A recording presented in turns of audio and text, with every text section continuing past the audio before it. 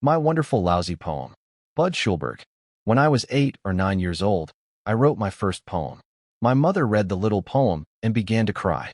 Buddy, you didn't really write this beautiful, beautiful poem. Shyly, proud bursting, I stammered that I did. My mother poured out her praise. Why, this poem was nothing short of genius. I glowed. What time will father be home? I asked. I could hardly wait to show him what I had accomplished. My mother said she hoped he would be home around 7:1. Spent the best part of that afternoon preparing for his arrival. First, I wrote the poem out in my finest flourish. Then I used colored crayons to draw an elaborate border around it. Then I waited. As 7 o'clock drew near, I confidently placed it right on my father's plate on the dining room table. But my father did not return at 7:15, 7:30. I could hardly stand the suspense. I admired my father.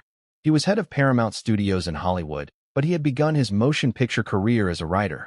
He would be able to appreciate this wonderful poem of mine even more than my mother. This evening it was almost 8 o'clock when my father burst in. He was an hour late for dinner. His mood seemed thunderous. He could not sit down, but circled the long dining room table with a drink in his hand, calling down terrible oaths on his employees. Imagine, we would have finished the picture tonight, my father was shouting. Instead, that moron suddenly gets it into her beautiful empty little head that she can't play the last scene. So the whole company has to stand there at $1,000 a minute while this silly little blank walks off the set. And now I have to beg her to come back. He wheeled in his pacing, paused and glared at his plate. There was a suspenseful silence. What is this? He was reaching for my poem. Ben, a wonderful thing has happened, my mother began. Buddy has written his first poem. And it's beautiful, absolutely a mass. If you don't mind, I'd like to decide for myself, father said.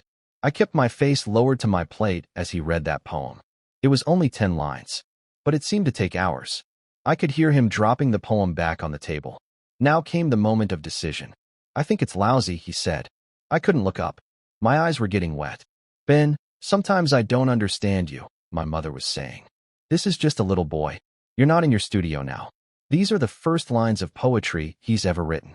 He needs encouragement. I don't know why, my father held his ground. Isn't there enough lousy poetry in the world already? No law says Buddy has to become a poet. I couldn't stand it another second. I ran from the dining room up to my room, threw myself on the bed and sobbed. When I had cried the worst of the disappointment out of me, I could hear my parents still quarreling over my first poem at the dinner table. That may have been the end of the anecdote, but not of its significance for me. A few years later, I took a second look at the first poem, and reluctantly, I had to agree with my father's harsh judgment.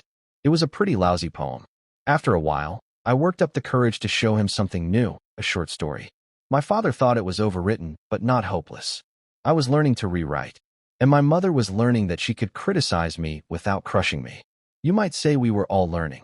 I was going on 12. As I worked my way into other books and plays and films, it became clearer and clearer to me how fortunate I had been. I had a mother who said, Buddy, did you really write this? I think it's wonderful. And a father who shook his head no and drove me to tears with, I think it's lousy.